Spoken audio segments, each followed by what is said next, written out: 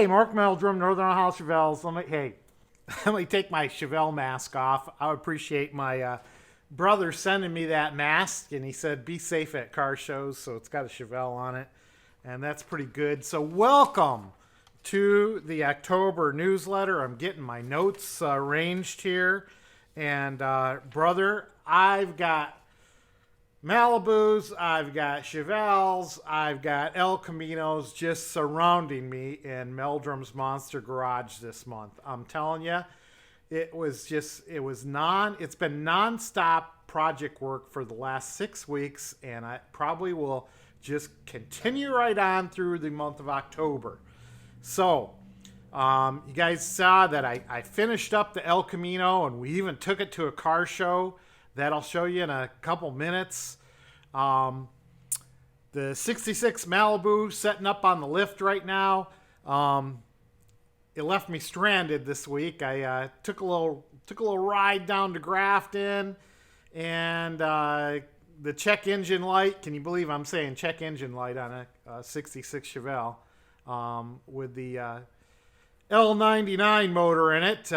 It started flashing at me, so I said, well, I better turn around. I pulled into the park down in Grafton and started turning around back out onto the road, and then poof, it went dead.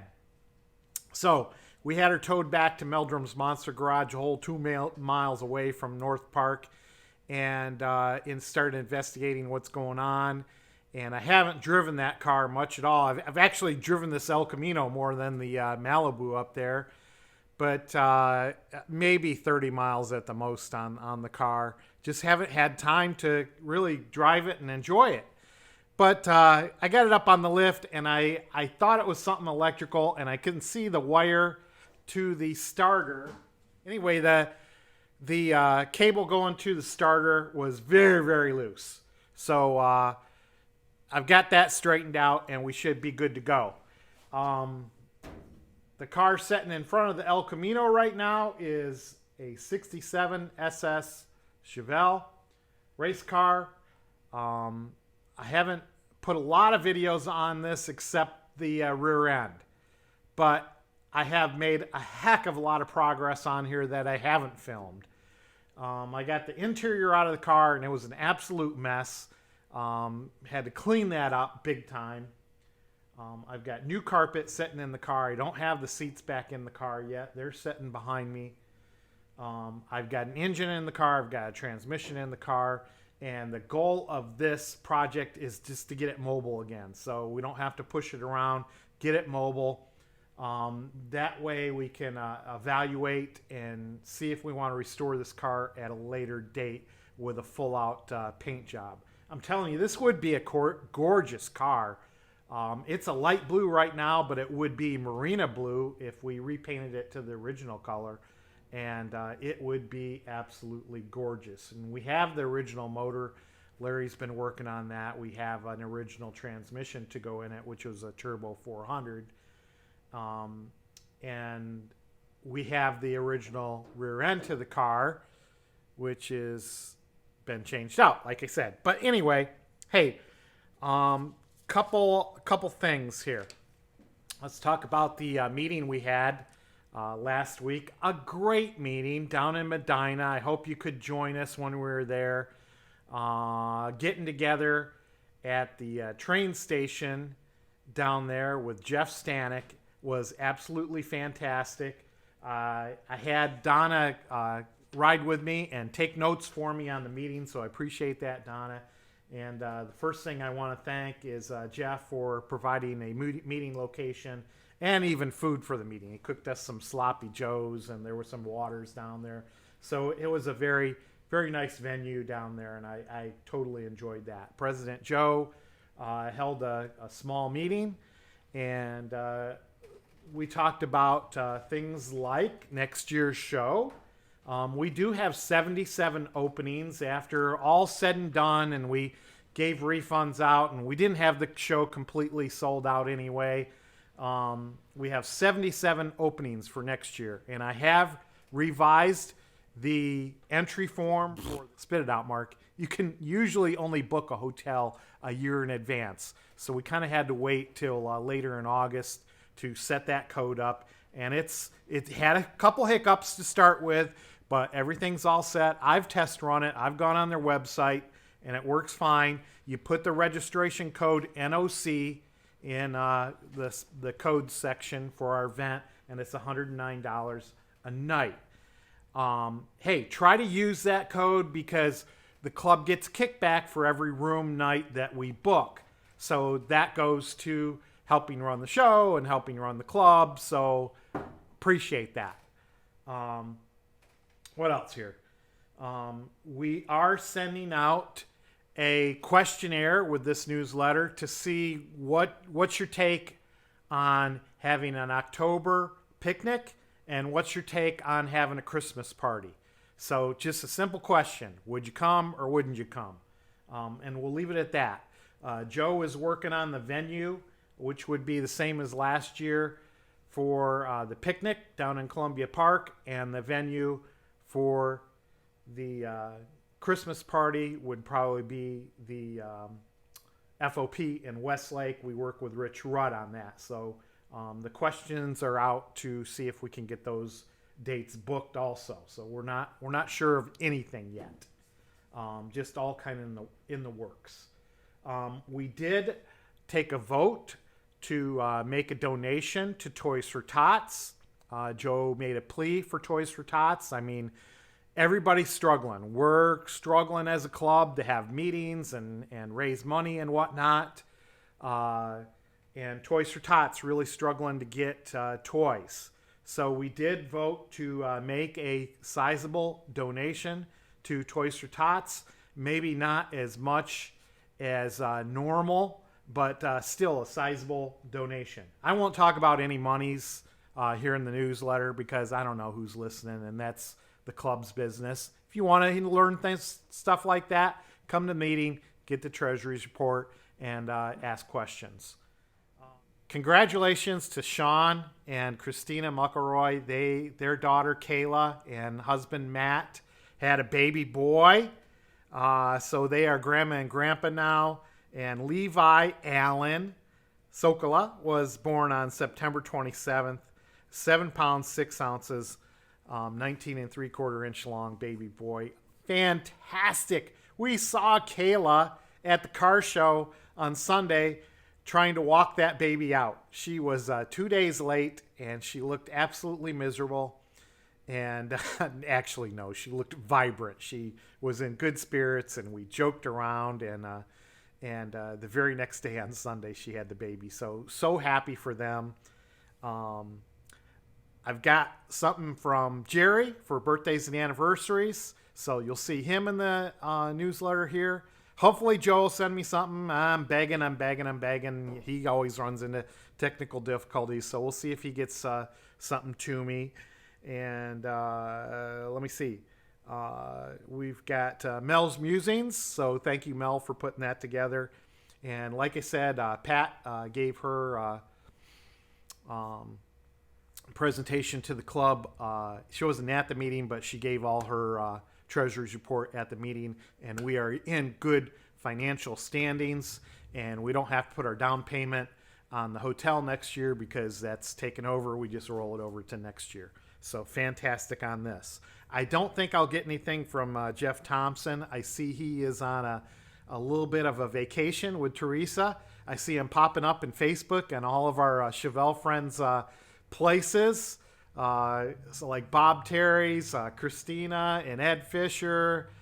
He's made appearances at Sal's. He made an appearance at Albert Galdi's at his big farm fest. So, hey, I hope you're having a good time, Jeff and Teresa, and enjoy your little trip. So I think that's about it. I'm getting to the point where I feel like I'm rambling, so I probably am. And I'll just... I'll cut and paste some things in there, and we got to get to work on these Chevelles. We got to get this El Camino back to Mike's. So I've only got 2 Chevelles in the garage here instead of 3, and I'm not like stepping over everything. So there you go. Mark Meldrum, Northern Ohio Chevelle Club Secretary. See ya. VP report by Gerry Lorkowski. Hello everybody, VP Gerry here with our October birthdays and anniversaries. I apologize if I miss anybody. I got my list. I got an issue with my new updated list, and I don't have all the pertinent information. I got to get back with Pat. I just found that today. But anyways, this is what I have. On the 1st, we have John Paget. On the 5th, we have Ann Robeson. On the 9th, we have Lynn Holford. On the 10th, we have David Trabuzzo. On the 15th, we have Martha Richardson and Joel Jackson. On the 19th, we have Megan Jackson. On the 20th, we have John Treehouse. On the 23rd, we have Janet Reich. On the 24th, we have Beth Mills. And on the 30th, we have Jeff Kondo, Daniel Deitch, and Gerry Kevlowski. Our October anniversaries are on the 4th, we have Joel and Megan Jackson. The 12th, we have Robert and Janet Reich. And on the 18th, we have Jeff and Tracy Paulin. So from all of us to all of you, happy birthday. Happy anniversary. Hope all of you have a great month. Boy, it sure has been a strange year. I'm missing everyone, missing all of our car events and everything else that goes with it. I hope everyone is safe and doing well, and I'll see you next month. And now it's time for another round of Mel's Musings with Melanie Bender.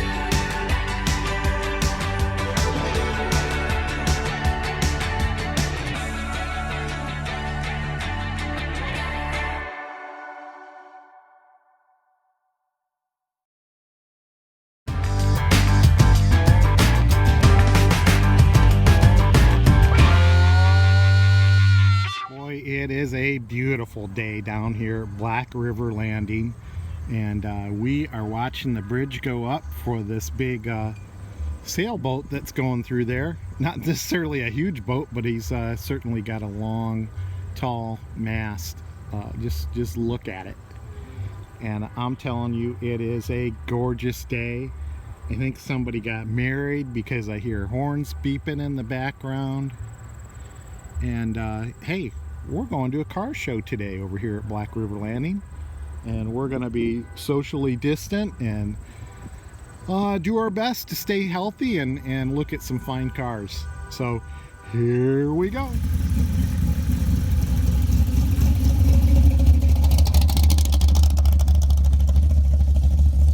Uncle Larry Gerry's giving this 1966 Chevelle a look over, made in Fremont. Should have had air conditioning on it, but it is nice. Very nice car. Beautiful paint on it. Ooh, does it got real rivets? Oh boy, big nuts. Big nuts on there. Big nuts. That's okay. It still looks good.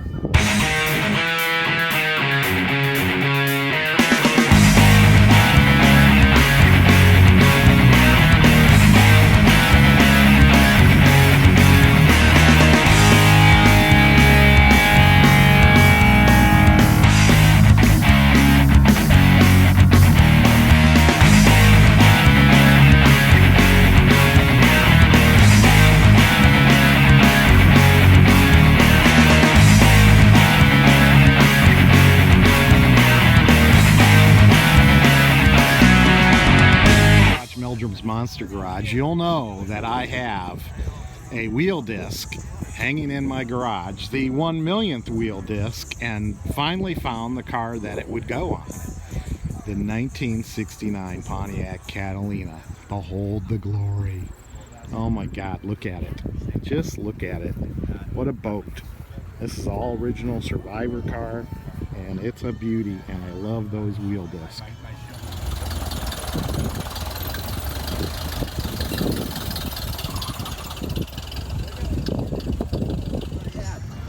As an L78. I bought it as a 70 Chevelle that was set in the house behind the house in Sophomore for over 30 years.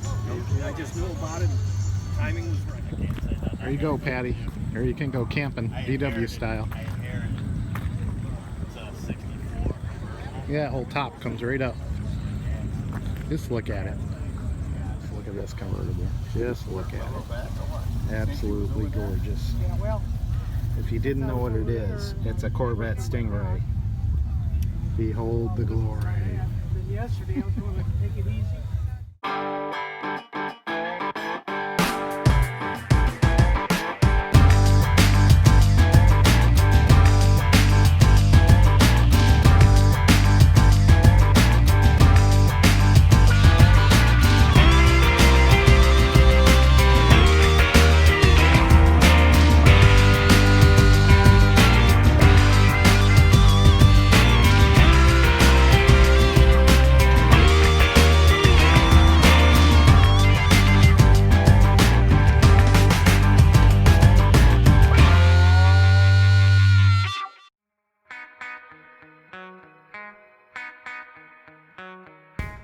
Hey, I know you guys can't get enough of my rear end, so here we are underneath the 67 Chevelle.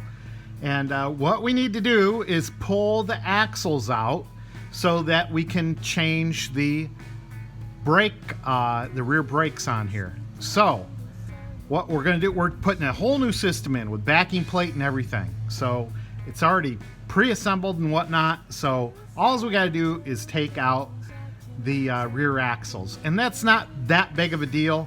I already had to have this rear axle cover off just to see what was inside here anyway.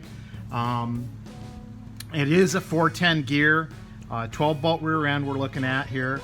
And what you need to do before you pull out the rear end, and we're looking at these two items right here. They're the splines, and here is the C-clip that holds them in, okay? So it's not too difficult. I already got one out. I'll show you how to get the other one out. We're gonna roll over here, and I'm gonna push the rear axle in, okay? Just a little bit, okay? Now, you guys probably saw the C-clip drop, hopefully, and then we can take a magnet and hopefully we'll just pull it right out. There you go. There's the C-clip, as easy as that.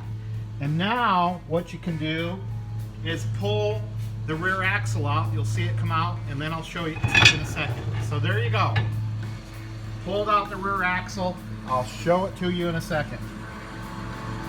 All right, so I moved the camera around so you can see me pull the rear axle out. The C-clip is out, and this is simply gonna walk right out, okay? There you go. There's the spline, and then there's where the C-clip was. I'm all whited out, so there's the C-clip where that was setting in the rear axle to keep it from pulling out. Okay, there you go. Now you can see the backing plate here that we're going to take off. And we got 4 bolts. 1, 2, 3, 4. Now this backing plate's pitted and probably warped, and we'll show you a brand new one in a second. All right, I don't remember if I showed you this at the start of the video, but one thing you need to do is take the this big pin out before you can push the axles out a little bit. So I went ahead and marked it. So there's I put a blue mark there and a blue mark here, just so I put it in the same place. And you got to be careful when you're rotating things around, because there are some washers in there that could get out of place a little bit. So when you put this thing in, you might have to wiggle and jiggle and move it around a little bit just to get everything back in place. So, and then once we get that in place, we've got a bolt that we'll put in from the other side. So let me do some wiggling and jiggling. All right, so getting these backing plates off might not be as easy as it looks. There's just 4 bolts, and you can see I got the new gasket on here. But the other side went easy peasy. The 4 bolts came out and the backing plate came off. This one was another story. The bolts would not loosen up. I actually had to cut the heads off of each bolt. And that's okay about all the grind marks on here, because this is a backing plate that's, you know, it's pretty beat up. So we're not going to use it anyway. But yeah, I guess been on there for 50 years or so. Sometimes they want to be stubborn when they come off. I had to cut the nuts, the heads off, and then I had to pound the bolts right through the hole here. The nuts weren't giving up on it. So some of the stuff you run across when you're working on these old cars that are rusty and crusty. But hey, we got all new parts, and we'll put them on. Let me show you. All right, so there you go. You got the new backing plate on with fully assembled brakes, new springs, everything brand new. Fantastic. We'll take the emergency brake cable and we'll shove it through there and attach it back in here. And then we'll shove the rear axle in, put the C-clip in, and be all set to go. All right, so we got the pin in there, and now that the axles can't come in anymore. Of course, they got the C-clips, but this pin's what really keeps them from moving back and forth. So what we'll do is we'll rotate. Whoops, the pin just dropped down. So I better keep so it doesn't drop down again. And get this over to the point, okay, where I can put the bolt in there and hold it in place. All right, so it's got to hit a flat, so I got to rotate this a little bit too, so it hits the flat when it goes in there. So more wiggling and jiggling. There it goes. So we'll tighten that up, and then we'll be all set to put a cover back on this and get some lubrication in there, get some gear lube in there, and get some posi, what do you call it? Additive, posi traction additive in there. Ugh, nice and greasy now. I don't want to hit the camera, but I have to.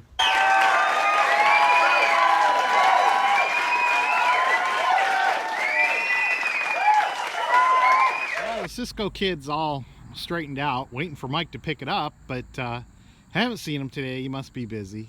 So we started working on the Malibu Aquaman again, and Aquaman's doing pretty good. I took her out for a test drive today, and as you know, we converted this from a straight 6-cylinder to a 6-liter 2012 Camaro motor.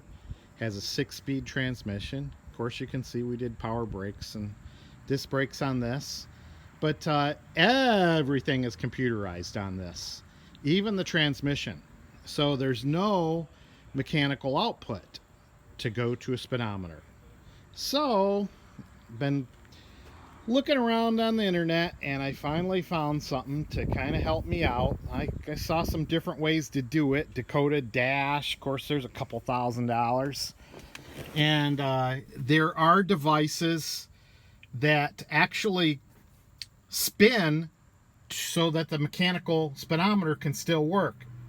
So they have a GPS in them, and they spin and put a mechanical input into the speedometer, and that's about 300 bucks. So I kind of cheaped out, and I opted with this little unit. It's called the OBD Plus GPS Smart Gauge, and this ties right into the OBD2 reader, which I have mounted right here. Okay, and I mounted the readout right on the pillar. So we'll start the motor up, and whoa, it's waking up. And as you can see, I've got a little bit of everything. I've got the tachometer, I've got the temperature of the motor, I've got the voltage of the motor, and I can change these gauges around a little bit. Not real experienced at using this yet, but you can do 0 to 60 times and different timed events, and I can look at some different things. It'll tell me when the check engine light comes on. So yeah, it's pretty cool, and I've tested it out on the road. Works real good. So I guess that's how we're going to do our speed from now on, and be able to look at different gauges. So there you go, just putzing around in the garage today. Unit costs about $50. Set up some different things on here. So if you had a turbo, it would give you a turbo boost. I don't have a turbo, so nothing happens, but you can see the RPM. Acceleration test. I haven't tried it out yet, but I'll be anxious to. Speed, distance, time, and there's where you set all the units up, and then back to basic gauges, and then it even tells you what direction we are, face north. So yeah, I'm going to leave it on this for a while and kind of get used to it. So it's right in my line of sight. It's kind of small, but it sure worked out good.